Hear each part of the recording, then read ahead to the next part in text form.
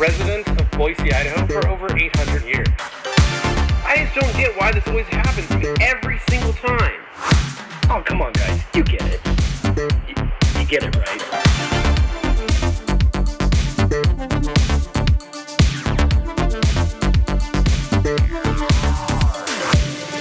Hello, and welcome to Tuesday here at the Red Company Podcast, where we are hosting you. I'm Dane Hennon, that's Levi Gates, and hello. is Anthony Fisher.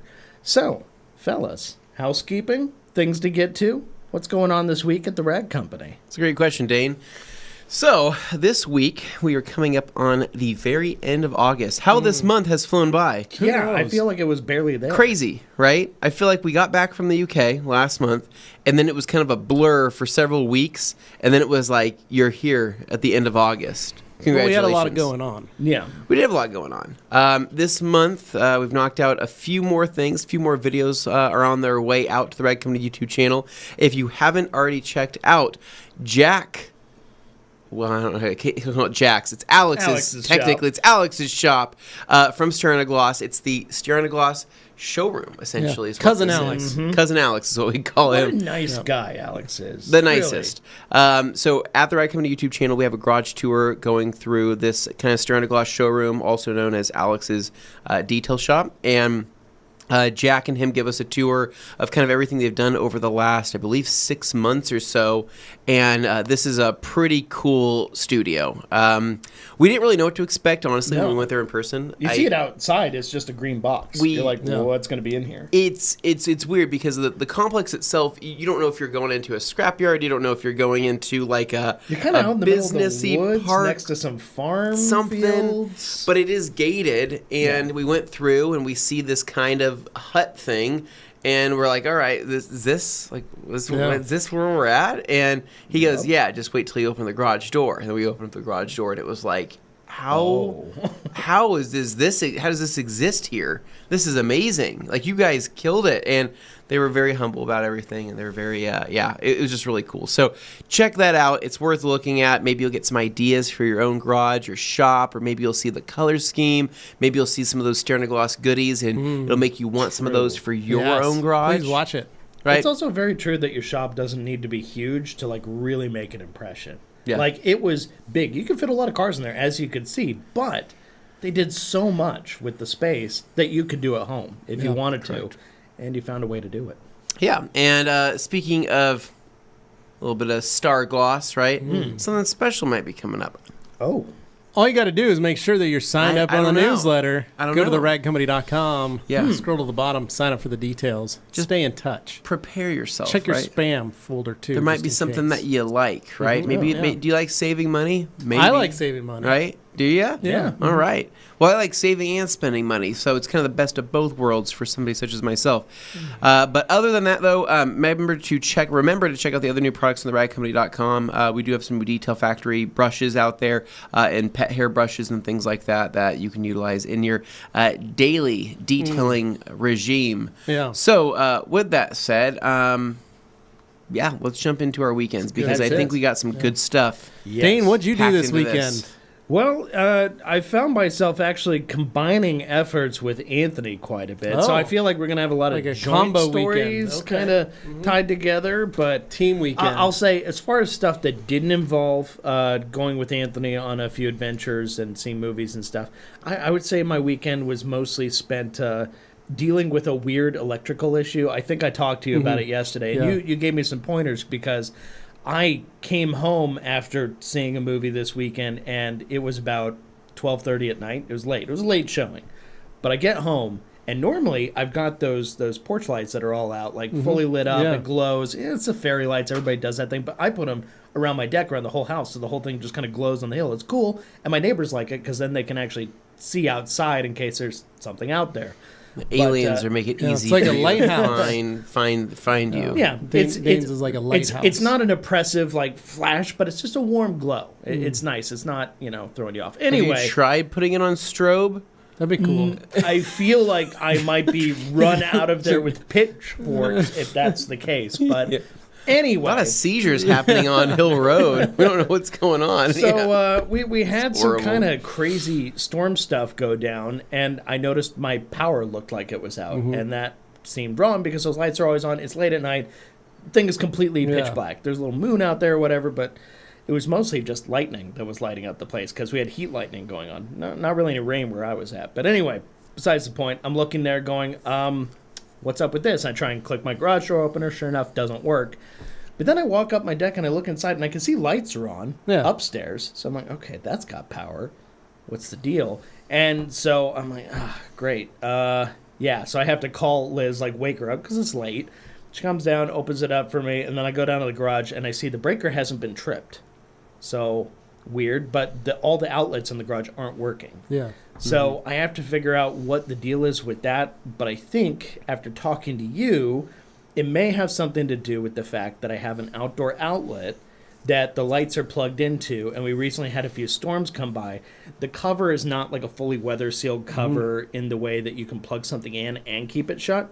It's not one of those big boxes. It's just a metal flap. Like, it's a good protective one when it's closed, but when it's open, they must figure it's like a temporary thing and not a permanent thing, and I'm treating it like a permanent thing. It's been good so far, but now I'm thinking that may have tripped the circuit. We had, because that's what tripped at my house, was I have we had a torrential downpour, and rain was at one point coming in sideways. Yeah. So, good possibility, rain hit the lights or hit that box, coming in sideways, trip the circuit, and all of those outlets that are plugged in for the garage doors and the outside lights and things like that are all on that same circuit because I have that same issue.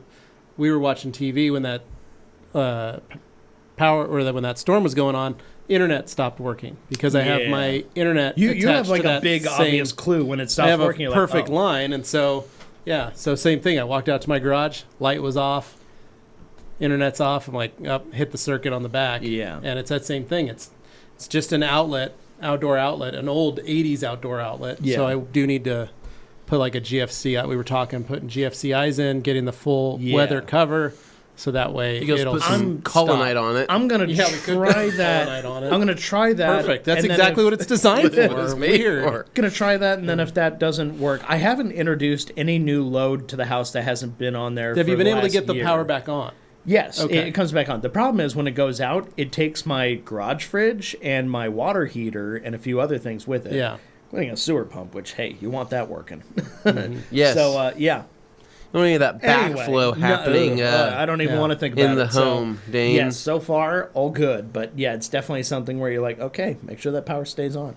Yep. Very good. Anyway, okay. That's not the most exciting, but at the same time, it was me resolving things that came up, and he happened to have a weird specific issues and sewage pumps. He happened to have a weird specific thing that came up that reflected what I was experiencing. So I'm going to try that out, see if it works. Otherwise, maybe put a bigger breaker on. I don't know. You could probably have electrician Mark come over and add a couple more circuits to those outlets. So like you could make the garage doors its own circuit. I would like if I could just say, could you add one circuit for that? Because they use outlets, but the outlets are in the ceiling. Yeah, and then I would say like, you could do it yourself, but you could replace that outside outlet, get a couple things from Home Depot and do it yourself, or just buy them and then say, could you put these outside? Yeah, and replace even maybe all the outdoor outlets with GFCIs so that if they do pop, it interrupts the circuit right there. It doesn't continue to travel. It only shuts the lights off, and that's it. So that's my mission this week. At some point, go to Home Depot, grab a better box for it, install it, do that stuff, see if it helps. And if I don't have the problem again, hey, maybe that was it. But a GFCI out there would make more sense. I don't know why it's not. Yeah. But and if you get into a tough spot, you can always ask Nicholas Kovac, a resident electrical specialist here at the Rag Company. Producer Nick. Also known as Sparky. And we've given him that nickname for a good reason. So give him a little set of maybe some, what's it called, needle nose pliers, and just have him get out there during a rainstorm. I'm sure he'll figure it out for you. For his own health, I'm not going to ask him to do that, but we all know what would happen if he did. So, if I can get the comments up on the screen, I'll start popping those. But, Levi, tell us about your weekend, and then we'll kind of teamwork ours. I had a great weekend. Levi had maybe what could have been the weekend of weekends here. That was a pretty decent weekend. I think it's a pretty decent weekend. Up to some stuff. Right? You've done something. I've been detailing a Mini Cooper. No, there's more than that. Got a little Mini Cooper coupe. Very rare. No, so you got this hat on. It's weird. It's a weird hat to wear here. It's a comfortable trucker Do you like style bishes? hat. I'm a big fan of bishes. Dude, I love bishes, man. Dogs are great, but no, dude, bishes are awesome. You know, so big fan of them. So no, tell you guys all the God's honest truth. The tea, spill it. So I did have a customer show up Friday night, drop off his little Mini Cooper coupe, and I'm detailing that. It's a friend of Francie's. Okay. John Francie that does all our logos and stickers and design, does all our signage here, and. He had reached out, said, "Hey, I got a buddy of mine. It's pretty clean, pretty cool. This guy's a Navy frogman. Oh, okay, Serious guy. Former SEAL. Really? So, yeah, all around cool. BA. Yeah. So and a Mini Cooper coupe. That's a bold choice, but I like it. That's cool. Well, the plates say frogman on it. Oh, nice. Pretty great. So, anyway, got that into the garage. Carly and I and the kids kind of got some stuff ready to go. Got some dinner, hung out. Let the kids know on Thursday, hey, it's going to be a pretty early morning on Saturday. Okay. Gave them kind of the heads up. Hey, Saturday we're going to get up early and go on an adventure. And the kids were like, where are we going? We said, it's going to be a surprise. Ooh. Yeah. So Saturday we got up bright and early, left the house at 7:15, piled into the Suburban. Ooh, that is an early morning. And drove to Twin Falls. Okay, Twin Falls, about an hour and 45 minutes? About an hour and 45 minutes. However, it was a 2-hour drive because we got stuck behind a propeller for a windmill. Oh, wow. Okay, so that thing was probably huge. It was massive, and it was taking up 2 lanes. And so it was only once it gets straight on the road, then it would pull over to the side, and then everybody could go past. That's when those things are like 80 or 100 feet long? Yeah, like they're massive. really big. Massive. Just so, one blade. But that was cool to see. The kids were in awe because there are a ton of windmills on the way to... So they were familiar with what it was? Yeah. Okay, on the way to Twin. So they were excited to see that. But we called, gave them a heads up. The only problem is the Suburban has developed a bad ground. Are you sure it's not the supercharger? Yeah, it doesn't sound like a supercharger. It'd be a lot cooler if it was. Yeah. Yeah. So it's either the alternator or it's a bad ground, right? Yeah. All around. So so before we left Friday night, I worked on the Suburban. I pulled the stereo out. I pulled the gauge cluster, the panel off. I was checking I pulled everything that I could think could come from. Sure. Yeah. And couldn't make it work. Oh. So super bummed because I thought I did get it. I even pulled the back. I was on the forums, pulled the back stereo. All that did was shut off all the rear speakers on the Suburban. Oh, whoops. That's good. So super bummed about that because now I got to rehook them all back up. Right. Yeah. So anyway, thank you for joining us on Care HQ. So super bummed that we had that. So we put in headphones and drove. Yeah. Made it to Bish's. Walk in the door with the kids. And we got to stop here first. It's a pretty big Bish's, right? It's a good size. Yeah. Yeah. Good size. It's out there on the freeway. I don't know. The Bish's here that we got in Meridian, it's not as Boise. big as the Meridian one. No. Or it is. It's bigger than the Meridian one. Oh, it is? Yeah. So Twin Falls has a big Bish's. Yeah. Yeah. Well, it's like their main store. Okay. It's one So of their main. you can see it from like miles away. It's right off the freeway. Okay. You can see it to your left as you're headed south. No, That's what we're that getting must be a big Bish's. Because Twins is on one side, Bish is on the other. So anyway, we pull off and we point. We're like, "There's Twin Falls," and we're going to stop here first, real quick. And the kids are like, "Where are we going? What is going? I thought we were going to Twin." Pull into Bish's, get the kids out, walk in. Right at the front door, salesman Austin that I've been working with is waiting for us. What? Did you have a sign that says Gates family? They had a sign. No way. A little sandwich board that said, "Congratulations, Gates family," and then another name, another family. And Hadley goes, "What's our name on there for? What's that?" Yeah. And we're like, "I don't know. That's cool." And it said welcome. And we walk in. They hand us hats. Yeah. They hand us some lanyards with our name tags. Says VIP. Augie goes, "Swag!" and like runs up and grabs it. Yeah. And then he looks over and sees the kitchenette full of snacks. And he's like, what are we doing here? What is going on with this? Like, they are stoked. What is this place? Right? I'm walking in. I got an envelope. I've got a folder with all my paperwork and a cashier's check. Yeah. So we ended up picking up, and we took the kids out, walked the trailer, showed it to them. They loved it. They were like, this is cool. This is rad. All right, let's go see some more. And we were like, well, no, what do you think about this one? Yeah. They're like, it's nice. We want to see some more. And we're like, and Carly goes, well, would you like this one? And they're like, yeah, it's pretty good.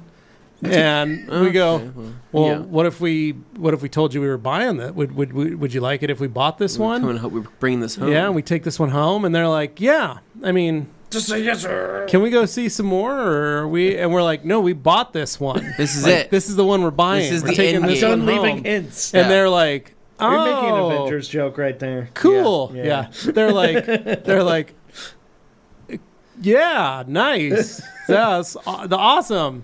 And well, you can't show them the other ones. It was kind of a wah-wah moment, you know, like kids are really good at that. So we were like, whatever, fine. Mom and I are happy. Like, Carly and I were stoked. Pop that balloon. Right? And the kids were like, and then once it set in that it was ours, like, that's when they started realizing, like, wait, that we get that? Like, that's coming home with us? Like, yeah, it's going to come home with us. So we signed, went back in. They do a whole spiel. It took forever. It was probably the longest I've ever had. Well, it's an experience. So was this? So what came first, the massage or the filet mignon? Neither. Really? Yeah. That's so weird. They did. Normally they do incorporate that so into Carly the would love buying to process. Carly really wants the rear spare tire cover that says Bish Please on it. Mm-hmm. Yeah. They only have the Bish's ones, but we have so maybe we'll make one that says Bish Please. Yeah. But anyway, they take you in. First, they walk you through the trailer. You go over and you double check everything. You walk through it. So they walk us through it, make sure everything looks good. We were like, okay, good, awesome. Carly found like 3 things that I missed. Would it be inappropriate for you to say, can I try out the bathroom before actually well, there's no payment? Water in it, so that would I don't know be if I'd want to worse. do that. Here's the deal, though. I mean, it's more of a comfort situation rather than it is a functionality thing. Yeah, I understand that, but you could have sat on the toilet. I could bring a gallon of water with me. I wouldn't have pooped or utilized it. Yeah, they don't look kindly upon that. So, anyway, the nice thing was taking my business to Camping World. You could. I don't think they'd let you do that either. I don't think any of them make let my you own do rules, Sir? man. Sir, can you please unlock the door? Don't come in here. Don't come in here. Do not Don't do that, come sir. in here. Sir, I see that look in your eyes, sir. We're all out here. We can hear everything that's going on. This door's very Leave me thin. alone. Yeah. These walls are very thin. So we walked it. Carly found 3 things that she liked to have them take a look at. So when we walked back in, we signed all the paperwork, gave them the check, all that stuff. Then we got out of there, and they walked me through service. Okay. So they talk about the service department and everything that's going on and what's happening. And then they introduce you to the sales team or the parts and sales. And parts goes through and shows you all the different parts. Like, hey, you can buy this, you can buy this, you can buy this. And the guy they're trying to get as much money out of you as they can when you're getting out of there. But the cool thing was they actually told you stuff. Okay. So the guy was like, this setup is really nice. This one, we carry because we have a contract, but I don't recommend that. I actually recommend this cheaper unit. He was showing me like the Anderson stuff. Like they have a whole brand of Anderson products that are all made out of Idaho Falls. Yeah. And he's like, these are really good. I like them because they're a lifetime warranty. You literally, if one breaks, you bring it back in to Bish's and we'll just give you another one. Oh, nice. And we'll just trade it out for it. So there's a lot of really good things about it where I was like, wow, that's okay. I didn't know all that. Thank you. But they spend time going through all the products and parts and stuff. Okay. So that was cool. Then while they worked on those 3 things, we took the family into Twin. I had to get a different trailer ball. They didn't tell me what size to bring on the truck. So the truck had a 2-inch ball. I needed a 2 5/16. Gotcha. So we went into town. I picked up a 2 5/16 ball. We went and got lunch at Culver's. which I haven't eaten at very before. Midwestern. It is. It's out of Wisconsin. Yeah, they got the cheese curds. Really good. Holy crap. We have one here. We have one in Meridian. Right down the street from my house. It's literally 2 minutes away from my house. Really good. Have you eaten there? So there's us at Culver's. There you go. So really good. I've had Culver's before. I will say, knowing what Culver's tastes like, it's probably the best food that you would get in Twin Falls. Probably. Yeah. So somebody's mom. I crap on so many local Idaho towns here. I'm surprised nobody's burned down my house. Are you inviting them? So I'll tell you, it's amazing the Twin has as many amenities as they do. A lot of eat and dine in places. It's almost as popular as Meridian. Okay, they got a Costco, they got a Best Buy, right? Which is honestly pretty awesome, right? Yeah. And then they also have a giant bridge that people jump off of. Yeah. It's pretty cool. With a parachute. I was going to say, usually there's a parachute. Bungee attached or a parachute. 90% of the time there is, Dane. Yeah. No, that's a good percentage. Okay. So it was super cool to see and just wander around. We ate. We drove around Twin, showed the kids some sights. Made it back to the RV store to Bish's. Is Bish's on the? Is it a north side Bish or a south side Bish? It's a north side Bish. Okay. So west side. So we had to go on the other side of 84. Other side of the bridge. If you're headed to Utah, it's on the left hand side. Oh, Twin Falls is on the right hand side. Gotcha. Okay. Twin's got a lot of wind. You think they would use that for something? So we had to go that. Well, they do. They have there's a ton of propellers. Yeah, they have a ton of windmills. They call it the Twin Wind. They don't call it that. They don't call it that. What? They do have a lot of wind though. But anyway, so we headed back to Bish's, switched out the ball, backed the truck up, hooked up, double checked the stuff that the dude fixed. Everything looked good. Yeah. And then I bought a poop hose because it didn't come with one. Oh dear. So we had to get a poop hose. Yeah. That's how you clean your black tank. Yeah, gotcha. So, and they give you a $25 gift certificate to spend. Okay. Right there. Bish's. Yeah. So I bought that. Cool. Yeah. And then I bought a little adapter, a little inverter adapter to plug in the power so I could plug it in at home. And then, I swear as hell. Apparently that's what you need. They don't want to let you know that you need a bigger ball for the Bish's, basically. Mm-hmm. So had to go get those. But anyway, hooked up the truck, the Suburban, to it. Yeah. Kids were stoked. Carly was excited. I was excited. All of us were nervous. Sure. This is a 29-foot travel trailer, prime time Avenger, 26 BK. Yeah. Nick, if you got some pictures of it, I'd like to show it off to everybody. Holy smokes. Here it is, look at the size of that. Sitting in the driveway. Wow. As you can see, quite nice. Electric awning.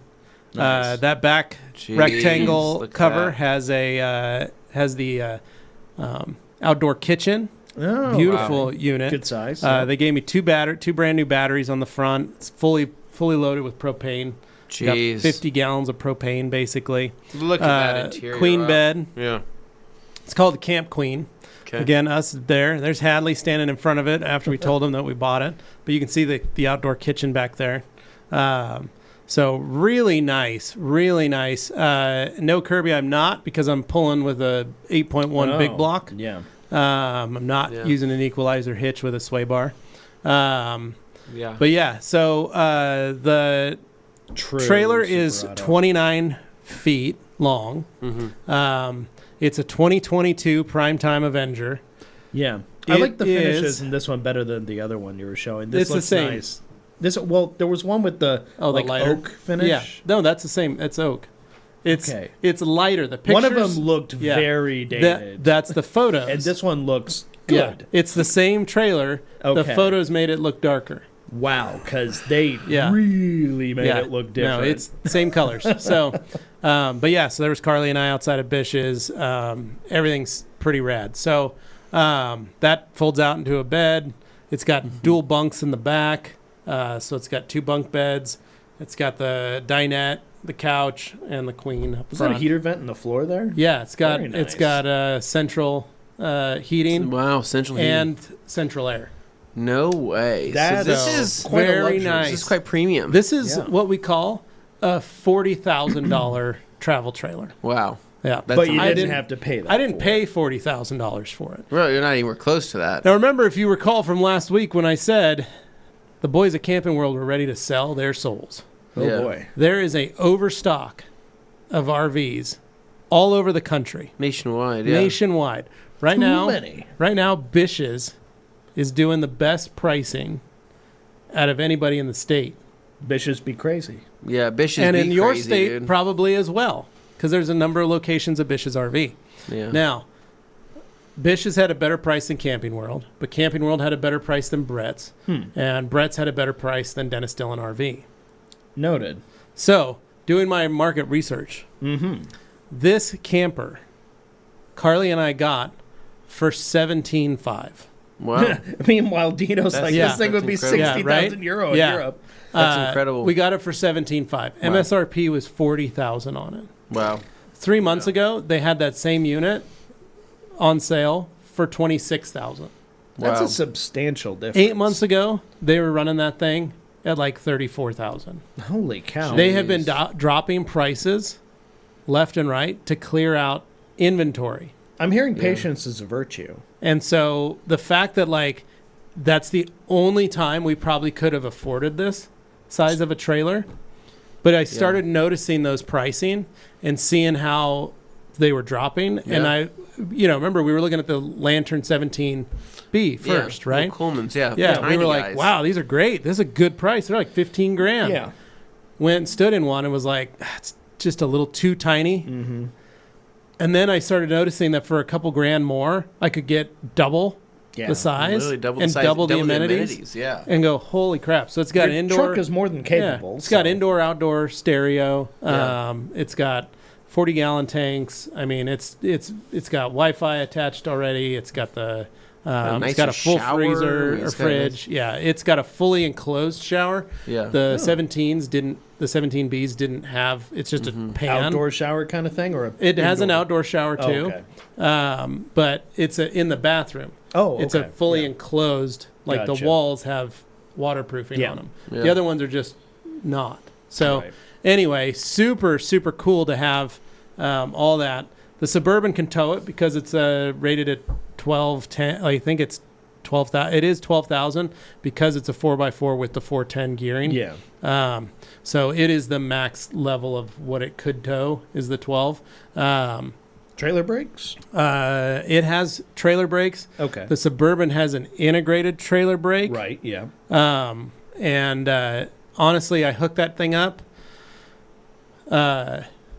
hit the cruise at 70, and drove all the way back from Twin Falls, so 2 hours, set the cruise at 70, and just the truck pulled it no problem. Nice. Minus the wine. Well, minus the sound, but that was it. But I mean, like, it just went. It just drove like it was fine. And the trailer, that is a very windy road. Mm-hmm. Trailer and the truck were so stable. You're essentially pulling a giant box that broadside the wind hits it. Yeah, no. I'd pass semis, it wouldn't wiggle. That's great. I was so amazed at how perfect the truck pulled it. That's where the Suburban shines as a tow vehicle. It is, well, and that's what I kept reading. Yeah. Was all those dudes were like, either get yourself a 1 ton or 3/4 ton diesel pickup, or if you can, find yourself a 3/4 ton big block Suburban. Yeah. That's the unicorn for a lot of folks. Yeah, those 8.1s and so are to have this and just do it and go, geez, I can't, I had the tent trailer previously behind it, and that little tent trailer was nothing. It's like a little kid's backpack on your shoulders, Anthony. Yeah. When you were looking like that. It's like nothing. Or it's like that rope on the back there. Mm-hmm. Yeah. Jump rope. Doesn't feel like nothing. Yes, correct. So, now it's with that bigger trailer, and it's 40, I think the trailer's 4,700 pounds unloaded. So once we get water and other stuff in it, then it'll obviously be heavier, but fully loaded, it's like 6,600 pounds. So, but really impressed, super excited. We're thinking we're going to try. Carly and I have been looking at some campsites. We've been talking about going out. Which direction are you thinking of going? We're just going to go a little ways up the road. That's all. Not anything crazy. We'll just go up towards Idaho City. If we can find anything, I don't know you really this like weekend. going up by Idaho City. Yeah. The problem is I don't know. It's Labor Day weekend. It's gonna be. Bish is gonna be crazy. Yeah, Bish is gonna be very crazy. Just to see if we can get something and try it out, just to make sure everything works. Yeah, you gotta go break in, right? Yeah, break in the bed, break in the all those bunks, things. break in the kitchen. Yeah. Maybe cook some eggs. I don't want to cook some eggs in my camper. It smells brand new. So what are you wanting to cook in there, though? Where would you cook? So I cook outside still. You cook I would still outside? cook outside. Is there an oven in that? There is an oven in there. You could bake a cake or brownies. Bake some brownies or some cookies would be amazing, right? Yeah, you could. Yeah. It'd be great. No, there's a lot of fun stuff. So we got to do an inventory. We got to come up with some stuff. I do need a generator. I got a list of stuff I got to get. Yeah. I still have a bunch of stuff, but I got to get that out of our other trailer and into this trailer. I spent Saturday cutting down. Once we got home, I parked it in that spot there in front of my house. Yeah. And we took it to, I had a buddy of mine come up and clear out some branches so that way I could back it in. Yeah. But I still have to clear out that whole side. We got to figure out, I got to put the trash cans somewhere else. I got a lot of stuff I got to move around to make this work. So, so we'll see. We'll see where we can. But congrats. Where we can That's go. fun. I never thought I could get one of these. Yeah. Especially new at this price. I was looking the last 2 years. Carly and I've been looking. They've all been used units. Sure. Mm-hmm. You know, they're all mid 90s, early 2000s, and it's just like they've been lived in. And it's just like, man, I don't want. The construction hasn't changed too much on some of those, but the problem is you have all the baked in there's crap. some of them are just it's kind of gross. Yeah, like you think about it. And somebody as a else lived in here, like dude. I can clean it. I know I'm a detailer. I can clean it.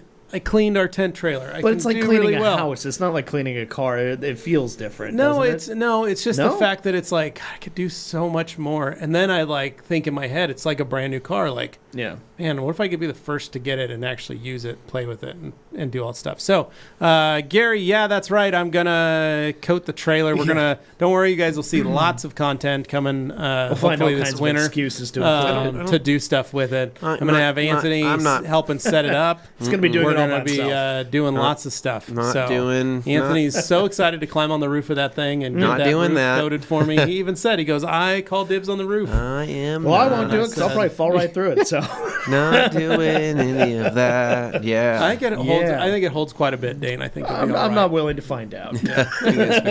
Too funny. Oh man. Anyway, so what else did you do this weekend besides that? That was pretty much it. So that was Saturday.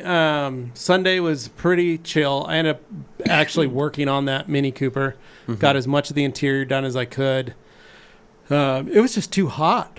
Yeah.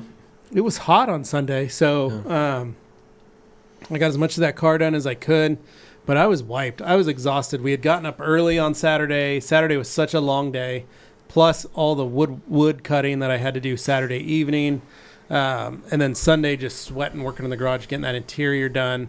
I got the interior done, and then I washed the car Sunday night. When I got done finished washing it, I noticed it was covered in paint overspray. Still had glue. Francie had peeled the stripes. He's got to restripe it, so there was still glue I had to get off. I had a lot of. It was just, I was tired. So when I got home last night, I finished the exterior of that car, got it all done, finished. So all I got to do when I get home is do the jams, hit the wheels, pull it out, and the people can come pick it up. So they clean up nice too. Yeah, I mean that's a good little car. It's only got 70-something thousand miles on it, and he's looking to sell it. Is it like a first gen or later? That's a year? It's a newer model. Okay, not brand new, but pretty new. But the newest edition, I guess you could say. Dane might be looking. It doesn't have the British flag taillights. Gotcha. Okay, so it's like second to last. Yeah. Gotcha. Dane, are you thinking about getting a new vehicle? No, I just like. But it's a second. It's a second gen because it's got the hood release on the driver's side. Oh, okay. The first gens had the hood release on the passenger side and then the handle on the driver's side. Yeah, that's a very across the pond thinking kind of thing. My Volvo had this thing where the cabin filter was underneath the pedals in the pedal box, and it was like, who would do that? And they're like, well, in Europe, it's not a problem. It's yeah. Anyway, moving on. That was my weekend. I mean, super excited. The kids were great. They were so sweet riding in the back. the Suburban, just chilling out, enjoying it. Right in the back of the trailer. Yeah, no, they so asked. sweet in the Augie back. asked. He goes, "Can we ride in the back on the way home?" Very And dangerous. I said, "No, you can't." Yeah. Unlike very a dangerous. powered RV, this is not something. Yeah. They're like, "We can ride in Papa's anytime." If it detaches, you're going off that cliff. I'm not. No, it was good though, but it is it is scary when you're like, got the trailer, got the kids, got the wife, got the family. Like, I really hope I don't mess up here. and Well, I hope wreck. those the like cabinets and drawers lock in place. Everything like, locks. everything, Everything's set. It's all good. So next, like I said, just add some amenities. Wow. Because I've been in an old one where it didn't, and let me tell you, the noises that came out of that trailer during the drive, you could hear it from outside. It was bad. Yeah. Too funny. Well, congratulations. man. That's fantastic. Thank you guys. Yeah, no, congrats. It'll be fun to get it in. Yeah, and I was just going to hit a couple of these before Anthony and I do our thing, just so we can make sure we get these guys in there. Past weekend, buddy, was a Corvette National at Carlisle, with his 94 Vet, and I polished and did wheels off clean, and week before, he won first place. Nice. And Super Auto here did a deep dive last night and watched an old podcast with y'all three, and Dave from PNS, Levi's story about his Oldsmobile with a very slick hood and a Mexican blanket was great. There it is, right there. It is. That's literally the tattoo right there, man. Bam. All right, now we can move along. What do you got, Anthony? Well, I already know the answer to this. We already but know, Dane. Anyway, but we'll just back. my weekend was quite exciting. Yeah. Actually, there's a lot of things Starts- that happen. starts So Friday. a little bit of backstory here. For like the last, I think, 2 years, the TRC media crew here, the kids, as I like to refer to them as. Well, not the kids. There's Glenn, and then there's Nick, And and then there's Gabe. There's other people too, but I mean, they've always been on my They've been on your behind. on my behind about going off road, right? because you put KO2s on the Ram, and Now, then obviously They invited it me suggests- as well, Yeah. and I had to decline because I said I'm going to tow 5,000 pounds tomorrow morning back from Twin Falls. I do not want to jeopardize the Suburban in any way. But your Anyway. Maxis were ready to go otherwise. My Maxis Razor MTs, Yeah. the 34-inch variety, were perfect. Anyway, so they've basically been on my tail about going off-roading with them because they think that I have an off-roading vehicle. And I say, One look at listen, it says, this truck in a previous life was a Forest Service truck here in Idaho, and lived I'm its life sure on the trails. I'm sure it's seen more trail time than you probably ever have. any of your rigs have ever seen. But here's the deal. It was given a new life, right? I brought it back from being a junkyard truck to being the beast that it is today. Have you ever seen the Disney video, the old 1940s Disney cartoon of the little car, the little blue hot rod? I haven't, but I've seen Oh, Twister. I have. Yeah, it's Yeah, very I much. vaguely remember it's that. that story. Your Yeah. truck is that little blue coupe. Pretty much. I'll play it for you afterwards. I probably don't want to watch it, but like You'll like it. anyway, so this truck, though, I brought it back from the dead, and it's now been given new life as a pavement princess. It deserves that, right? It deserves a cush life with those beautiful Mamba wheels, those stunning KO2 tires, It caught the a lucky rough break. country lift, or whatever you want to call it, the leveling kit, right? And it's been great. It's been a great truck. But they go, hey, you need to be using that truck for what it is. And I go, it's a 2001 Dodge Ram with a 318 5.2 Magnum V8, right? It is a pavement princess. It is just it's a city dweller, right? Yeah. And they said stop it, and they said you need to go up with us. So I've denied them for years at this point. But then Glenn made me a deal. I don't even know what it was. I think she was like, "Hey, I think she said I'll go get you, I don't know, Dave's Hot Chicken." If you promise you had to trade it. If you promise to go off-roading with us. I'm like, Glenn, I don't want to make that deal. And she goes, please. I looked at the light in her eyes. It means everything. And there was like a glisten. She was like, please, can you go with us? I'm like, oh my God, okay, I'll go off-roading, right? She says, write it down. I'm like, I'm not. She wanted a contract. Writing this down. She goes, write it on paper right now. She made me write not gonna it BS your way out of and it. sign it for August 25th or whatever it was. Well, and the weird thing I thought was I walked in at that time and he was drawing blood. and she had like you had like a soda cap. Well, I said, please put that cross. She was squeezing the blood out it was of your especially finger. disgusting because they're using a plastic butter knife from Panda Express or something. Well, they had heated it to make it sharp. It only got weird when she had the candles in the upside down cross. I said, please turn that right side up, please, right? All right. I'm not being part of any seance right now. Yeah, but she still made you dip a pen in it and sign that contract in blood, which again, I thought that was weird for pretty the hardcore. office. But off-roaders are kind of a different breed, you know? Yeah. So, needless to say, I signed up for this off-roading adventure. And it was end of Friday. I said, Dane, do you want to go with us? And Dane goes, I'll ride along with you, Anthony, mainly because I just want to see your reaction in going off-road, right? Because it's totally not your wheelhouse. You're an on-road guy. So I kind of wanted to see what he would do. I've enjoyed off-roading, but I'm not like a crazy you used to have an off-road off-road van. You used to take that thing I've on taken all the my trails. van off-road. I've taken my Tacoma off-road, a few other vehicles, Blazer, etc. Usually it's like logging roads and stuff, though. I'm not like a rock crawler or anything. I don't have just that drive down skill fire set. roads. Yeah, it's like fire roads and stuff. And occasionally hit some big dips. And it's kind of fun, but you always feel like you're potentially going to break stuff. So I try not to do it too much because sometimes parts are hard to find for like vans and stuff. Anyway. Correct. Anyway, so... everybody met here after 5 o'clock here at the Rag Company. We started up all of our off-roading rigs. You had Gabe in his 100 Series Land Toyota Land Cruiser. You had Glenn in her Jeep. And then you had Nick in his Toyota Sequoia family vehicle. She has an 06 Wrangler Rubicon, and he has a lifted Sequoia with a very impressive Jeep. suspension. It's a Toyota Sequoia. It's a Land Cruiser that just kind of looks like...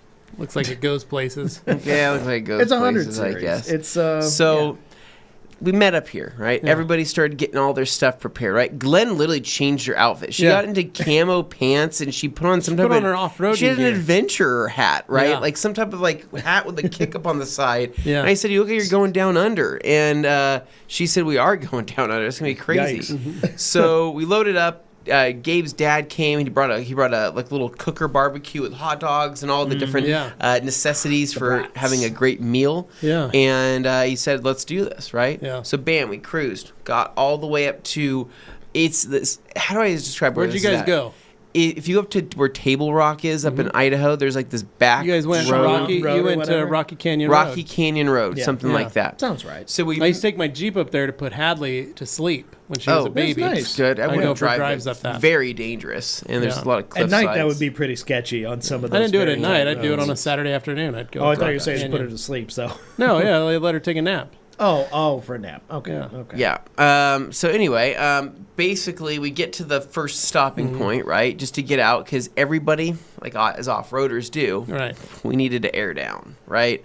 We needed. You hadn't even left the pavement. We need a little air out of our tires, right, to make the road more comfortable, but also give us some more grip, right? Because basically what we're trying to do is create as much surface area on that tire as possible to give us more traction, right? Well, you had the PSI cranked on those too. You're like in the 40s. Yeah, they went up to my tire. They said, "Hey, you're at like 45 PSI." I go, "I like it like that," and because my truck drives like crap, and they go, "We're gonna air this down to like 18." I go, 18? This truck will pop the beads. I'm gonna pop the beads, right? I don't have bead locks on there. You don't need bead locks, blah blah. So these guys are trying to tell me about how to. They were very insistent you didn't need bead locks. Trying to tell me about off-roading. Meanwhile, Gabe's running stock wheels and tires on his car. Yeah. Well, so they let out the air out of my tires, right? But what do I find out? It's a hot day that Friday afternoon, right? Very. My radiator's already leaking. Yeah. Right? Oh, right so off the bat. it's like purging itself because of the heat. So I go, should I even do this? That's not like super inspiring, or not with super confidence inspiring. Yeah. And I see that, I go, we'll probably be fine. But right? you did fill it with antifreeze before you left. I think it's got something in there. But you did. You said you changed really I topped you it added off, you topped it off with but some I wonder oil. if I topped it off too much. To You might where have, and it was just overflowing. It just didn't like it, right? Well, I found out my cap doesn't seal. So I was going to say, I'm the one who sense, pointed out it's your cap, not your overflow, because his overflow was fine, but his cap had a bunch of dried like coolant around the base of it. He just needs a new one that seals better. Anyway, so we went up, right? Me and Dane, right? Bouncing around. Yeah. Basically, you're going to see a video. At any point, did Dane fall onto your lap? No, Okay, no, good. we had our seatbelts on. It wasn't that bumpy Our of a road. seatbelts were I really was going to say, our seatbelts were actually busy sawing Oh, trying to into saw our our heads neck. off. Yeah. My Need some cushions. Oh my God, now you know why those tuners put the cushions in there. They got the. I want to get one of those big the fuzzy Honda sheepskin branded ones. Yeah, get the Honda branded ones. I'm sure you got a couple. It's like an old lady with a Volvo 240 mind. gets a big fluffy one and the fluffy, steering wheel cover and Anyway, so we got to, I don't know how far it was in, but Dane was filming the whole thing, right? So Dane's got a lot of footage of this that you'll probably see maybe on his YouTube channel. I'm putting or something together. like I never release stuff on my YouTube channel. I'll just. Do you have any without too much photos or self-promotion, anything? No, I don't. Assembled something that I'll put together. I don't have anything, but there was stuff taken at some point. Yeah. So we did a lot of video, but here's where it got crazy, right? Because we started going up, and I go, this is really easy, minus these washboard things that are happening, right? It's jiggling my dash apart, right? Keep in mind, that dash is made of nacho cheese Doritos. Yes, it's horrible. So literally, they're just glued together. Well, think of like a cardboard box that sat out in the sun for like 20 years. Yeah. Mm-hmm. And I know. And it looks kind of gray when originally it was kind of like a deep, rich, kind of orangey brown color. And if you sneeze on it, it just turns to dust. That's what your dashboard does. That's what I'm saying. It's just glued together Doritos. Yeah. That's all that insane. dashboard is. But one little, and the thing just... just crack. Delicious, but will crack. So we made it up through some crazier mountains. I had to throw it into some 4-wheel drive mode, right? Yeah. Which was good because I got to verify that my 4-wheel drive does in fact work off-road, which is pretty cool. And I think there was a couple of moments where we were going up some steeper things, and I go, I don't think this truck can do that. And they go, yeah, it can. I go, no, I don't think it's meant for this, right? And they go, just do it, right? And you're lugging. I went up it. I couldn't believe it, right? So half the time, this whole drive, I am mind blown that this junkyard truck is able to even do what I was doing with it, right? But the also, main thing you're thinking now, you're like Dana 44s all the way around. I'm gonna put a little better, do a 4-link system on the front. Long arms. It's a little big for some trails. It's a massive truck. I mean, but it was the funniest thing because we're getting up there further. I'm just seeing some regular freaking traffic. Like there's like another truck that just like a stock GMC just up there. It's like a 2011 Silverado. Just chilling. I go, so that can do this crazy stuff too? Yeah. Apparently you can do anything like that with some bigger tires on it. Something that has a little bit of ground clearance. But we went up and we ended up stopping. We had a very nice little hot dog dinner. Yeah. But here was the problem. We're up there, and I told everybody beforehand. I said, hey, I have a hard out. Yeah. I need to be at home at 8 o'clock, right? And they're like, oh, we know, you're having this yard sale the next morning, so we want to get you back home. And I go, I know, but it's like, it's 6 something right now. We're stopping for hot dogs. I got to be home. I got to be home at like 8-ish, right? You got to be at home. At home. How long was the drive up? 2 hours? No, we were up an hour maybe. Yeah, it was like an hour. Maybe an hour. Give or take. Something like that. The ride down was about 40 minutes also. Maybe not even that long, maybe 40 minutes. But we got up there and they were like, ooh, but we're going to eat some hot dogs. And I go, I have to be gone. This was not there's a request. I told my wife, I promised her I would be home at this time. Yeah. Promised. And they go, yeah, well, maybe you can just send her a text and just say you're going to be running a few minutes behind. I go, Nope. I'll never be able to go again. Yeah. I told her, right? She's counting on me because I got to help her out with like multiple things. And anyway, we ended up actually being able to eat and then be able to take like a side street down, like it's called 8th Street, right? Yeah. And go down through that. And we ended up making it. So I dropped Dane off. I got home around like 8:10-ish, 8:15-ish. Not before commenting about how terrible your handling was on your squishy tires. Oh my gosh, it's horrible. That was horrible. On-road performance. Nick was like, let me air you back up. I'm like, I don't have time for that, Nick. I'm like, I'm going to drive home on 19 PSI. And then you proceed to Fill it up when I get home. Fill it up when I get home. I don't care. So I guess things I've learned from this off-roading adventure is that off-roading is not for me. Mm-hmm. How do I say this? If I wanted to be just jiggled and jostled for hours at a time, I think I would get one of those old school fat shakers, right? Oh, yeah. And strap it to my body and just you get about the same experience. and do that. Now, with that said, I do like the climbing. That's fun. Like the descending, that can be fun as well. You just don't like right? the jiggly.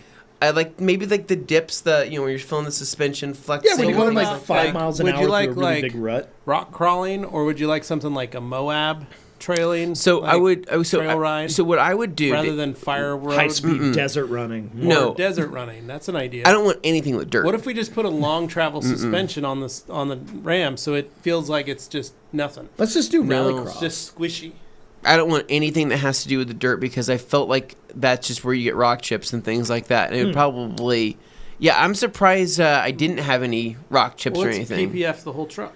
No, There you go. I don't even think that'd make me happy. So I think what it is I can't have a pure vehicle while still going on the trails. True. It's gonna get dirty. I'm not gonna like it But that that's where dirty. the PNS off-road line comes in handy. Yeah, it is Cleaned up when you get dirty. And the paint job on that truck is barely a paint job, so why not just let it be what it is? No, I just don't want to do that. If the paint chips off, guess what? It just looks like a Forest Service truck underneath. Congrats, you just unlocked a new feature. I think I would just want to be like everybody else. What if I sanded want it to make it look like a patina Forest Service truck. I want to build an off-road vehicle, like the ultimate off-road vehicle, better than anybody's here, right? With street signs. No, I want to build like the best off-road But vehicle you that anybody's use ever street seen. signs instead of actual paint and body. Oh. No, that's literally okay. complete opposite of what I'm trying to say. I'm sorry. I'm saying I want to build the ultimate off-road vehicle, have it here at the office, right, and so for people to see it, but I will never go off-roading in it. That just sounds like a okay. SEMA build. I see. It's just a SEMA build. It's just a SEMA. Yeah, it's just going to be a SEMA build, and everybody's going to say, "When are you going to use Chrome it?" and lights and Yeah. It's too nice to Well, use. this thing could Powder totally coat. off-road, but it never will. Never will because like my truck's not even nice, and I was already like, dang, I don't like it getting this beat up. Oh, you're I hearing feel bad everything rattling against that cab. Which, Good news by the is- way, Glenn threw together a video while we've been talking here. This whole time we've using been some talking. of my clips that I took there. I'll warn you, there's probably a bunch of cussing that she had to bleep out, so hopefully she did. I'm just apologizing in Apologies. advance Yeah. just in case it's not fully dealt with. But let's see what she got. Anthony, what are we doing? Dave, we're gonna go off-roading right now. Wait, you're serious? Yes, seriously, the Dodge Ram 1500, the 5.23 Magnum, With the dash that's gonna explode? former Forestry truck. This truck lives for these types of moments.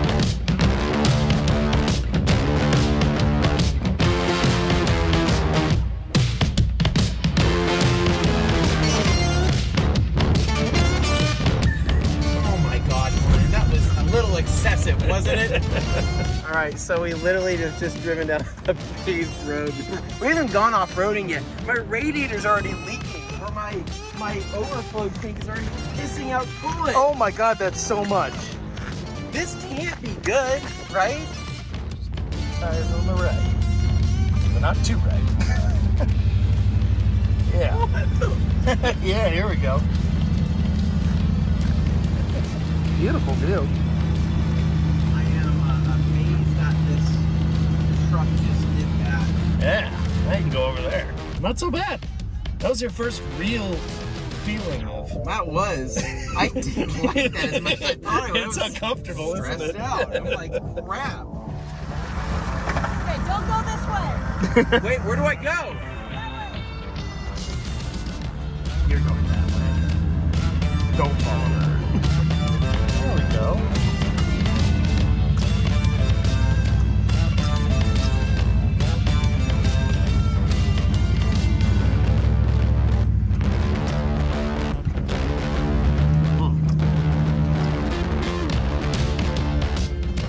Yeah. This is the most off-roading I've ever done in my entire life. You're a little stressed Might still. be the last off-roading I've ever done. Like a real off-roader now? I am a real off-roader, Glenn. It's doing everything that Jeep can do. All right, so they're setting up to eat some brats right now. Which is a weird tree that people have carved at for years.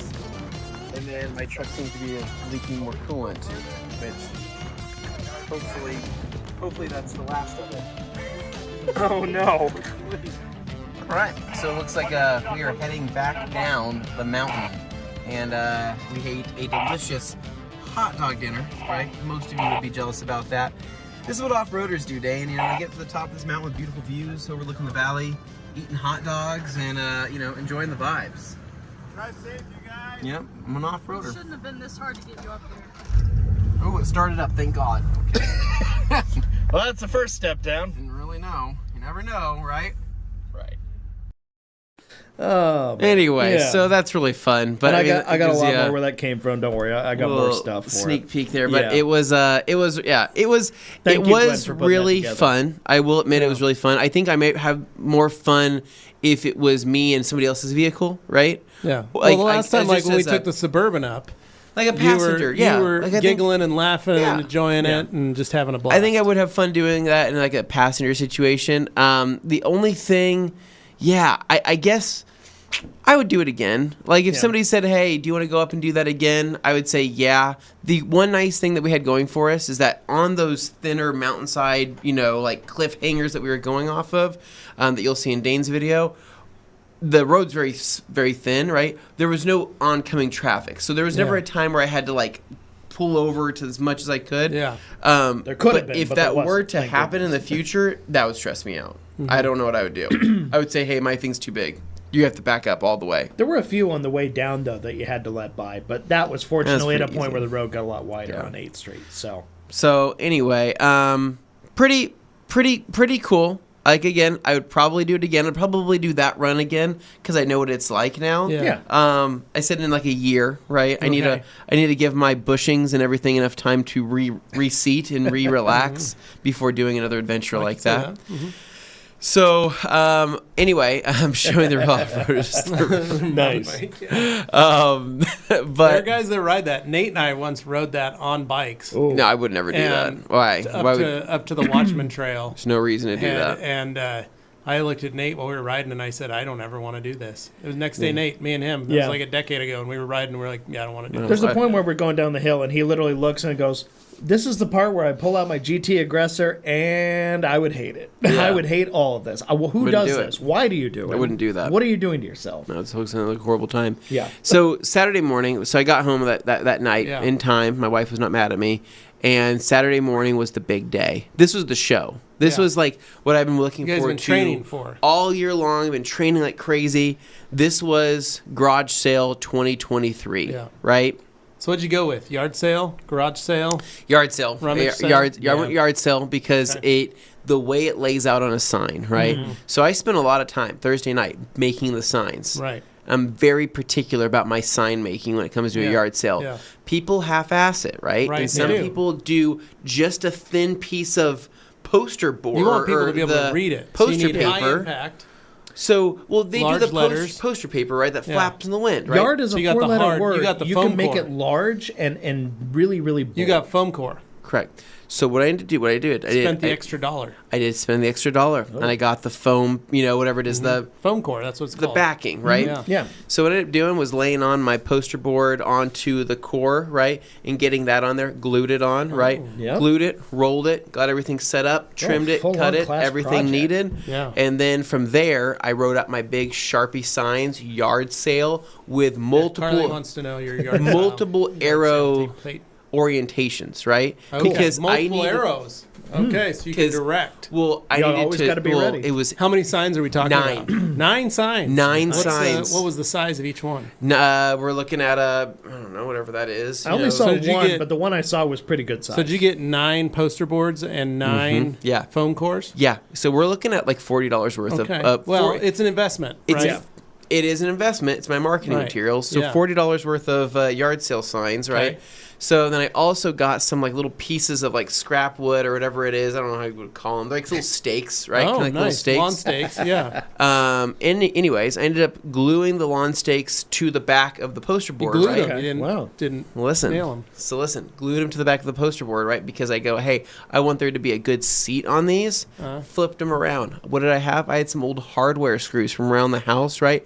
Zip those in the Sharpie spots because they were black Perfect. hardware screws. Zip them Oh in the my back. God. You used drywall He screws. did it all. So black drywall screws. you could not you You could didn't s- have a deviation by no the dot. Yeah. you could sit on this sign Nice. straight up. I mean, you should. I hammered these signs in rubber mallet full strength because of how sturdy these were into dry Mm-hmm. tall were they? dirt. So How we tall did you go? So I went about 3 feet tall. Okay. 3 feet tall, and so there were plenty of height on them. I mean, some of the best signs ever Are produced. these right? vampire stakes or They are vampire lawn stakes. Vampire stakes. Okay. My wife honestly, she was very uncertain what my sign making skills were. She talk a big game. She had a little bit of doubt, right? Yeah. I'll just say she that. wasn't sure it was going to work. She said, "Hey, she's like, I just don't think you need to be doing this, and it's too much." And Since you've been it's together, too have you much. done anything like this? The procedure for a yard sale or anything? Yeah, I think so. I don't know. I can't But you remember. didn't do anything I don't like know. this Probably last something time? like this. Next time, right? let's create this, and we could create a class that people could pay to sign up for and learn your yard sign. I'm just saying that because I wonder why she was doubting his skills. No, because I had so much passion about the I'm freaking yard already sale involved. signs. I'd It like was, to it sign was up insane. for your newsletter. I was like, I'm all about it, right? And she goes, I just don't know. Like, do you even have it mapped out the way I want it? She's like, I want you to make a 2-sided sign. I said, I won't do that. I'll spend the extra $2 and I'll make an even better sign, right? There was some things we were arguing about, right? Okay. Mm-hmm. But I walked in that bedroom. I showed her one of my finished signs, and she, like a single tear rolled down her face. She was proud to be And married she to you said, at that moment. She says, it's pink just like I wanted. I said, of course it's pink, right? catch those With eyeballs. giant black... I used a whole Sharpie on every sign, Yeah. right? One each. No, you need Each to. one's like $6. There's so much freaking black ink on this, right? It's insane. Yeah. So I made all of these 9 ultimate signs. Paint it next Yeah. time. And it was pretty insane. So after that was done... Saturday morning, I went out. We set up the whole place. Signs went out, right? Hammered them in. I was like I'm a proud dad, right? Like I hammered those signs.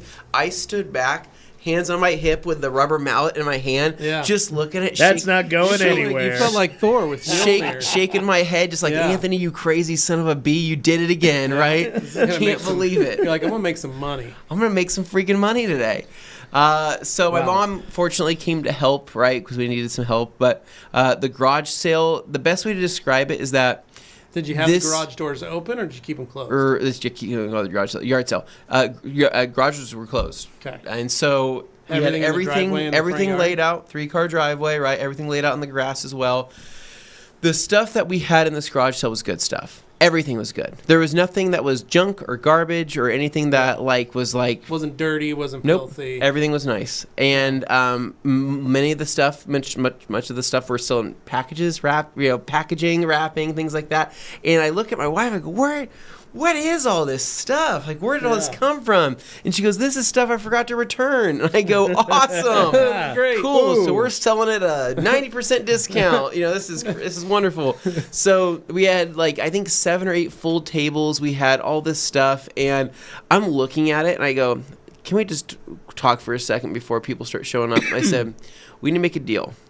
Whenever you buy things in the future at the store, I want you to look at it and say, could I sell this in a garage sale and still be profitable or break even? That's how you need to buy everything in your life from now on. Yeah. Well, that's going to be a problem when you go grocery shopping for things like bananas and fresh Well, no, you eat produce. those. No, Yeah, I'm selling those at a garage I'm sale. talking about all the freaking cups, Dane, all of the candle holders, the candelabras, Do you need that many? There's a lot, Dane. There was a lot. And all of the signs that say this house is a home. How many do we have to have? Please tell me there are no live, laugh, love signs. I think there was on the I think there's a couple dancing ones. I don't know. There's a bunch close. of Or sing like nobody's listening. Stuff modern like that. farmhouse decor, right? Okay. But it honestly, it was a really nice garage sale. So people started showing up, and I kid you not, man, craziest garage sale I've ever seen in my life, or craziest yard sale I've ever seen. You were swamped. I can confirm. At some points in the day, there was 20-something cars out in front of my house. Crazy. There was 30 people walking around my driveway, and I'm looking at this like, no way. Like, are we? Is this actually this You crazy? just picked a really good weekend. And or clothes. Saturday was beautiful because it was cool in the morning until really late in the afternoon. Then it got hot. It actually rained. It sprinkled, right? But it was refreshing. Yeah, it was nice. And but we went on from whatever it is, 8 a.m. all the way to 3 p.m. The signs were amazing. That was probably the best move. But I couldn't believe if there was a 5-minute period of nobody being there, 3 new cars would pull up. Jeez. Another family would get out. 3 more families would get out. But my favorite, man, my favorite thing about garage sale people, I just love it when they go up and they grab all this stuff, and then they look at you and they go, "How much?" And I go, I don't know what the heck you're holding. What do you have in your hand? They start turning, how much for all this? And I'm like, I don't know what you have. Like, bring it over here. How much for this? I'm like, I don't know, man. $20. And they go, no thanks. And then they set it down and they just walk off. And I go, are you freaking kidding me? Put it back. Reface those products, right? Reorganize that. How dare you? Sir, this is a fine establishment. Now, I told my wife I wasn't going to talk about this on the podcast, but oh, please do. So we had backpacks, right? Nice backpacks that like really like way too. You do have some nice backpacks. Way too good for a freaking garage sale. Right. So my wife had this. There's a brand called like Herschel, right? They make really nice backpacks, like $90. I saw them at Nordstrom Rack when I was with the family. $90 backpacks, right? Yeah. However much they are. And my favorite was that there's this backpack sitting in the bin. I've used that backpack multiple times, and it's like that's one of our nicest ones that we had. And my wife had it out there for $10, right? And I go, that's an insanely good deal. Like insanely good deal for something that's been used like twice. And this guy comes up and he picks up the backpack and he looks at it and he goes, I don't know. And he sets it down. And then this woman comes up, grabs the backpack, looks at it, and she goes, would you take 4?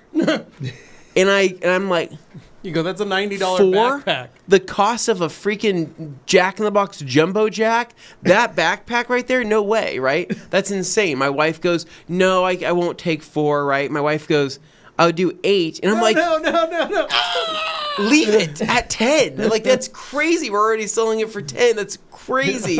And then $8 off. And then this lady with the pressure, right, walks up, hands my wife $6 and says, would you take 6? It's for my whatever it is. He's going to school. And I'm like, and Katie goes, yeah, I'll take 6. And I go, I don't care who's going to school, right? I don't care if the kid's in a wheelchair, right? Go buy a JanSport, that lady's on her podcast don't let this week them talking about how she got a $90 backpack for $6.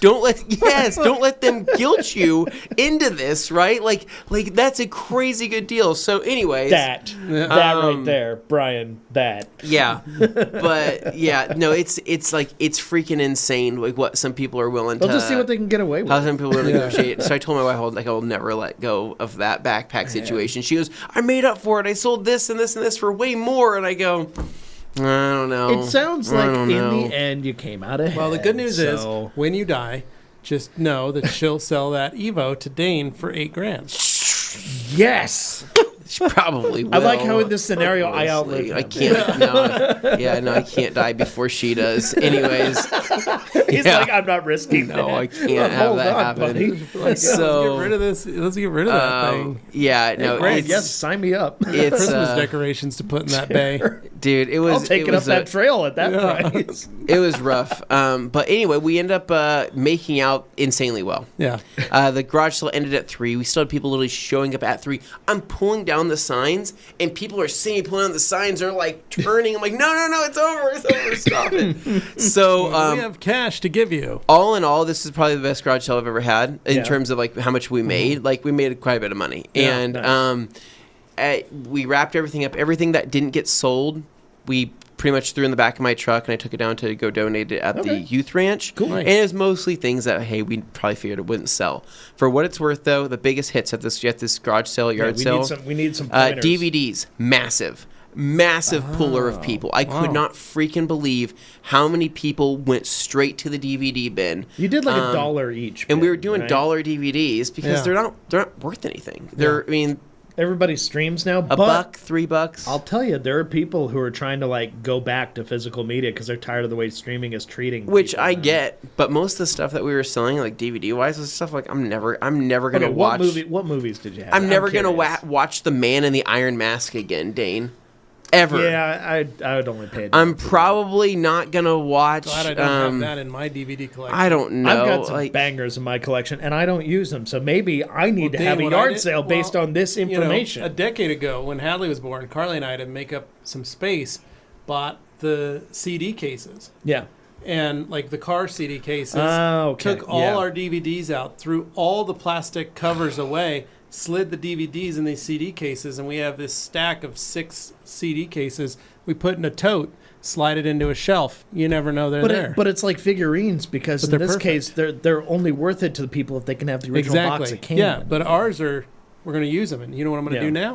I'm going to find a small DVD player, mount the TV in the trailer, bring the cases with me. There you go. Yeah. Or bring a tote with all the cases and slide them in there and go, here's all the movies. No, that's great. That's a great idea. There's so a ton keep of in mind, we still have hundreds of DVDs, but this was just the stuff we're like, hey, we're never going to watch this, right?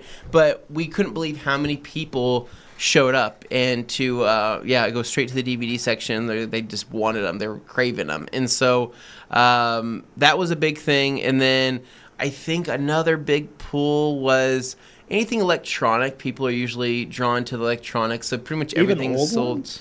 Yes.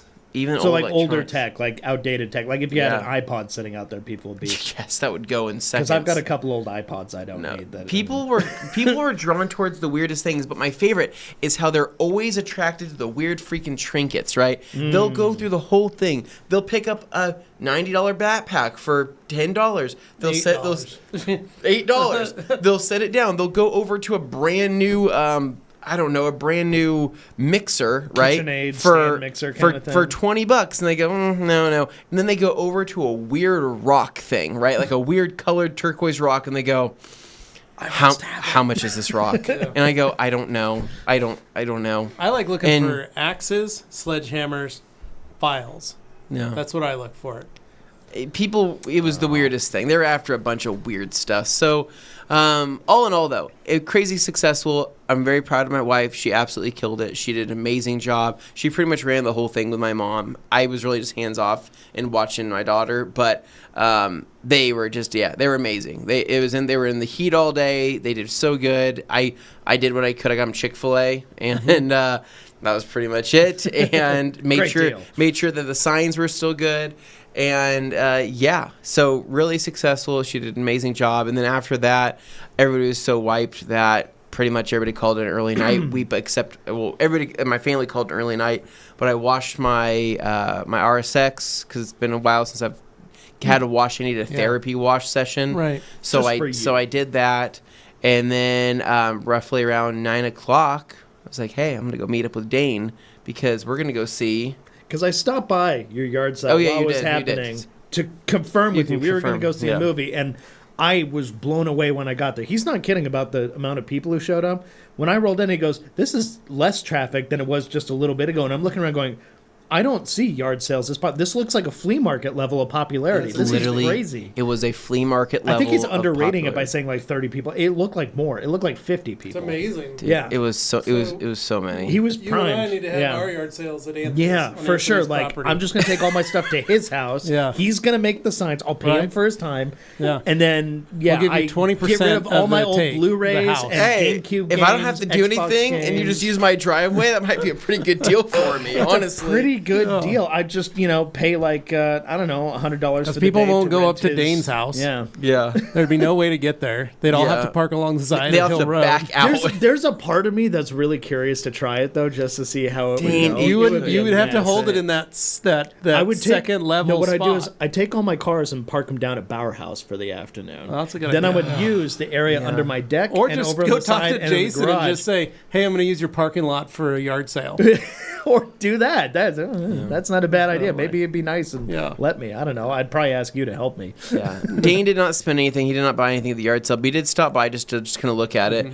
I just had to see how it was going because he'd been talking about this for a while, and I wanted to see did it turn out. And let me tell you, I have not seen just a individual yard sale that wasn't like some propped up estate sale or something. Just usually a normal yard sale. Warm Springs. This looked way busier and way more, cool than usual. So props, my wife, she literally made it look like a store. Yeah, she literally did decorations for the different tables, right? Big shout out to Katie. And I'm like, what the heck are you doing? And everybody that came up said, hey, this made a big difference. You presented everything very well, and it made us feel very comfortable. I mean, the only thing that was missing was a coffee stand and donuts. And people ask us, they're like, "Hey, are you selling waters here?" And I'm like, "No, I'm not selling waters." But I'm like, you hire a food truck. Here's the deal: you buy one of these Yeti cups here, I'll go fill it up with water and ice for you. So, Warm Springs has their annual yard sale. Yeah. there are a number of times where my nieces and nephews have literally baked cookies and bought water at Costco and set up and sell cookies and water because people park and they do a full neighborhood yard sale where all and Warm Springs, for those wondering, is all these very huge Victorian mansions. And so they literally set up and you go house to house just walking. So you stop and there's some kids selling water bottles and hot dogs and or cookies. You're going to spend the money because you're like, well, I'm out here all day. Nice. Like, Dude. those kids would pull like $100 just in cookies. I should have had Portuguese beans on a pot and sold cups of Portuguese, bowls of Portuguese beans. Should have. I would have made a killing. Especially after the little rain. Yeah. Oh, that would have been I'm so getting nice. some Like, ideas. what's that smell? Man. Right? This is great, yeah. I'm thinking like, okay, block off the driveway past my neighbor's driveway. Tell people not to park there. Use the street park. I'll come cook Portuguese beans at your garage sale. You just serving up the dishes for people. Yeah. This is great. Yeah. You got your logistics skill. You're going to help me with Bauerhouse there. Buck a bowl. Yeah, a buck a bowl, right? like this. We can make something pretty amazing. this a lot. But I will say, have a garage sale. If you haven't had a yard sale, if you're thinking about it and you need to do it, do it. It is a lot of work, right? But holy crap, when you purge yourself of those things, I bet that feels it feels great. amazing. When you're able to make a little bit of money, it's amazing. Because at the end of the day, that stuff, if you're not going to sell it at a yard sale, right? And you're also like, I don't know if I'm going to donate it. What are you going to do with it? Right. Eventually, it's going to get thrown away. Yeah. So try to make the money you can, or take the hit and donate it and try to use it as a tax write-off or whatever it may be. But just, you got to do something with it eventually. And so I still think that we could add more that we could have put out, but we'll see. Maybe another 2 years or whatever it is after, if we have another baby, whatever the plan is, we'll figure that out then. So anyway, Saturday night, me and Dane linked up, went to go see Gran Turismo. At 9:55. It was already late. 9:55. And I'm going to let Dane give his review of this. So I'll touch on it a little bit. What I want to say right out the gate was, going into this, I didn't really have too much of an impression one way or the other about how it was going to go. I just knew I was curious because video game movies get a bad rap, right? Oh, yeah. Like, usually it's like, oh, it's a video game adaptation, it's going to be trash.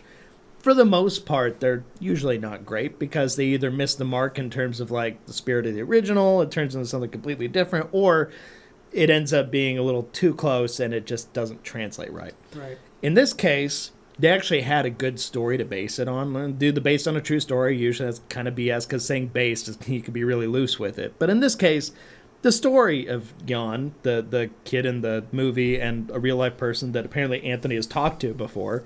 Yeah, me and him DM each other. So that's pretty cool. It's pretty cool. The real person? The real guy. Yes. Yeah. So basically, if you're not familiar, like GT Academy, basically it was a thing that was created where they had all these Gran Turismo drivers who essentially showed that they had some real skills driving, and they thought that the game was so accurate that maybe we could take these people who are really good at just like sim racing and put them in a real car and see how they do in actual professional racing. Yeah. And they did that. And they did during the pandemic. Right. They put a lot of the pro racers Yeah. into sims and still held races. Yeah.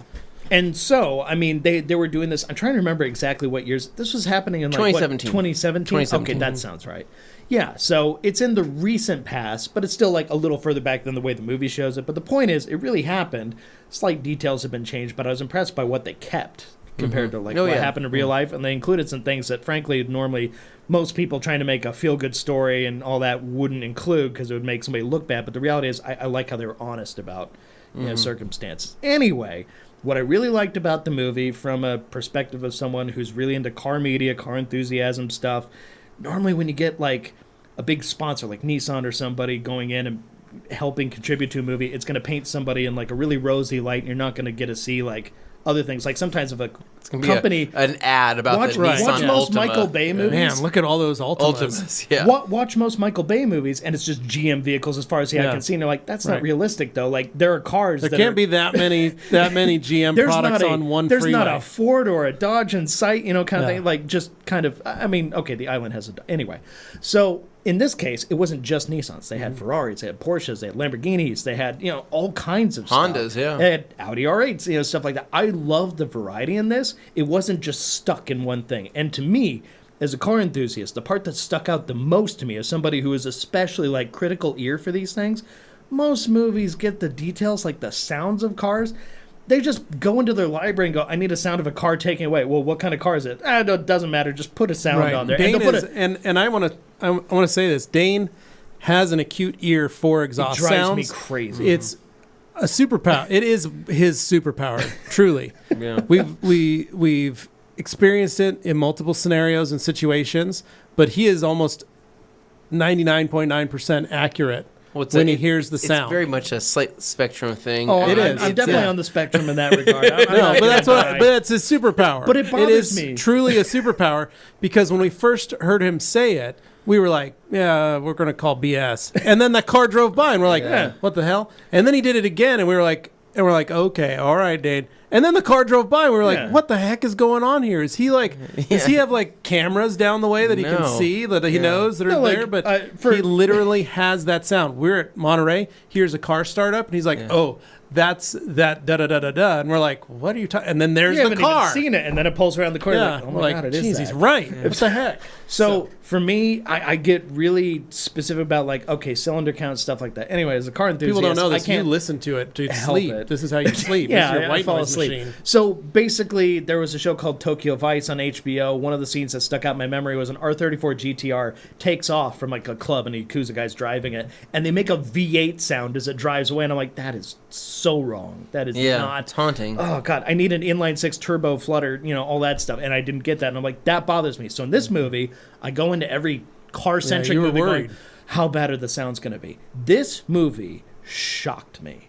They got 99.9% of the details when it comes down to sound accuracy on the car models and everything right. And that blows my mind because Fast and the Furious is a joke. Like all those, I enjoy watching those, but I try not to pay too close attention to like the sound design on those things because it's just all over the place. But this was so accurate, and I have to believe it's because they use it in the game. Polyphony Digital, Gran Turismo, they're actually involved in it. They actually show in the movie like the sound recording process for the game and all that kind of stuff. But what I liked about it was, even though it's kind of an ad for the game, it didn't end up coming across that way. Even though it could, they didn't. They were smart about it, and they actually put like, here's a human story in here. And what I didn't know going into this movie was that it was directed by Neil Blomkamp, who did District 9, like one of my favorite movies. I love that movie, but I hadn't really seen much of his stuff since. He also did Elysium, which was decent, but yeah, I hadn't seen anything from him since. And this just like, boom, there it is. Okay, awesome. It was so much better than I expected it to be. I was really pleasantly surprised. It dragged a little bit in places, but overall, I give that movie a very high rating as a car enthusiast because I have not seen a movie on the screen since at least, Ford versus Ferrari. Ford versus Ferrari. Yeah. That at least paid respect in a compelling but also factual and mostly accurate way to like actual racing, that kind of stuff. And I realize Ford versus Ferrari is fairly recent memory, but apart from that, there aren't many movies that really capture that accurately. You got to go back to like Ronin and stuff like that to really see something that truly captures that. So I just want to give great props. If you're a car enthusiast and you're hugely nerdy about that stuff like me, I think you will be very pleasantly surprised. It's not without its cheesiness. There's definitely some very cheesy moments in it. But overall, David Harbour gives a great performance in it. Yeah. I think he was excellent in it. Orlando Bloom, he's not like a standout performance. He kind of plays a foil at times, but overall he was pretty good too. And the guy who played Jan, I don't know his name, but he actually did a pretty decent job himself. For being a lower, I was personally very excited to see his dad played by a Digimon Hansu. Yeah. I can never pronounce his name right, but I love that guy. Like he's always in just kind of random movies here and there, but he's great, like in everything he's in. So I was really happy to see he had a good role here. It was small, but it was good. Yeah. So I just want to say for anybody who's like kind of on the fence about it looks like a generic whatever movie, the trailers didn't do anything for me. I thought it looked really bland and whatever. Yeah. Go see the movie. If you're remotely a car nerd like me, please go see it. I have no idea how it's doing in the box office, but it feels like one of those that it's probably going to like not do as well as it probably should. So I'm just going to say 2 thumbs up for me. I really enjoyed it. It's funny because out of all the Nissans and the GTRs and things like that in the movie, you won't even want a GTR. But there's a scene, right, where you'll see a 992 GT3 RS pull up, and you'll be like, I want that car more than anything in the world. Right? It's a good one. They frame this particular one shot around this car, and you look at it and you go, oh my God, like, I need that car in my life. So, really good movie. We had a fun time watching it. After we left there was a crazy thunderstorm happening outside. Most insane lightning and thunder Saturday night. Carly and I went for a walk and watched the thunder and lightning. It was like 9 o'clock. And and we're watching the lightning. There's no thunder. We're just watching the lightning go. Yeah. And you couldn't even count between lightning strikes. The frequency was and it stayed like that stuff for over 2 hours. Yeah, it kind of just hovered in place. It didn't really move that much. I saw it over by your house. It was sitting there. Yeah. On the mountain, just hanging out. And I thought it was going out of town. Right. And it didn't. It hit the mountain and then came back. Yeah, it kind of redirected and went back towards the southeast. And I mean, we watched it, and then it hit our house. And I am not kidding when I say that was the most water I have received ever this year. You got hit. If not the last with a micro 5 years of rain that I have had in that house. I don't think I've ever had that much. Like, I walked out. As a Boise resident of 900 years, correct. Have you ever seen that much? No, in and in this home of 5 years, I would say I have not. In 900 years, I would say we've only had this type of storm maybe 3 times. Yeah. But it was torrential downpour. Crazy. Yeah.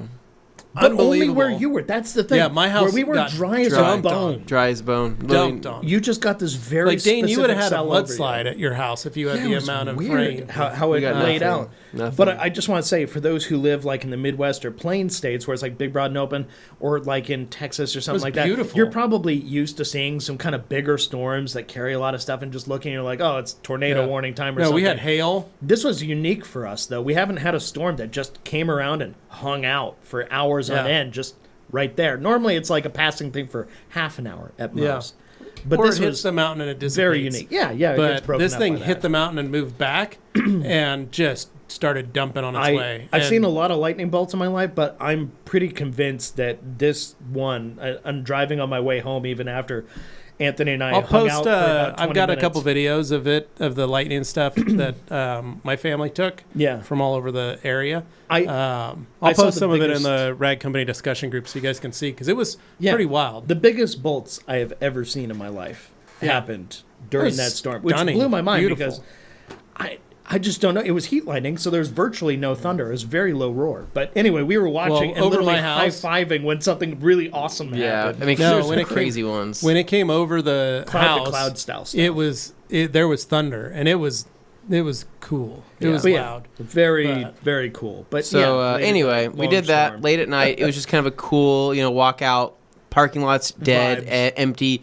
I love that movie theater that we go to there because it's probably the one where I love leaving there at a late night because of how peaceful it actually is. It's kind of a very serene feeling. So we did the Eagle Lux. Did the Eagle Lux, yeah. And then that was pretty much it. Sunday was quite literally the laziest day for me. It was always there was a lot of me that's like, yeah, I'm gonna get out and do this, and this. I think I mowed my lawn. I did some cleanup around the house a little bit. But after that, I was like, dude, I'm exhausted. I think it was just a busy couple days, and I think we're just gonna hang out inside for most of the day. So we did that in the AC, enjoyed life, and I think I washed another one of my cars later in the evening.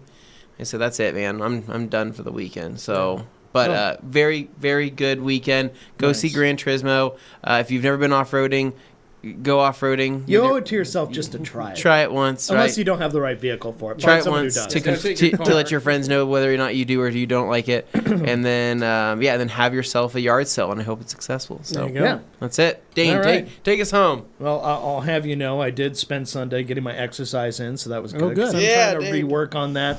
Even though it was really hot out, I took the dog for a walk around the north end. Just enjoyed that, kind of Nice. going around Camel's Back and all that. So it was nice. Anyway, for the off-road adventure, I am putting together a video for that. That should be fun. Includes a lot more stuff, so I'm hoping to show you guys that sometime in the near future. And other than that, guys, if you're not already liking this video, subscribe to this channel and subscribe to our other Rag Company channels. What are you doing? Come on, click that button.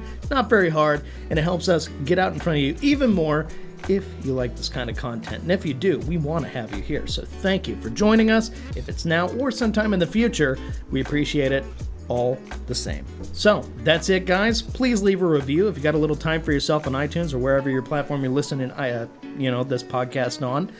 And other than that, we're out. So take care. We'll see you on Thursday for Q&A Thursday, where we answer your detailing questions. So have them ready. We'll see you on Thursday. See ya.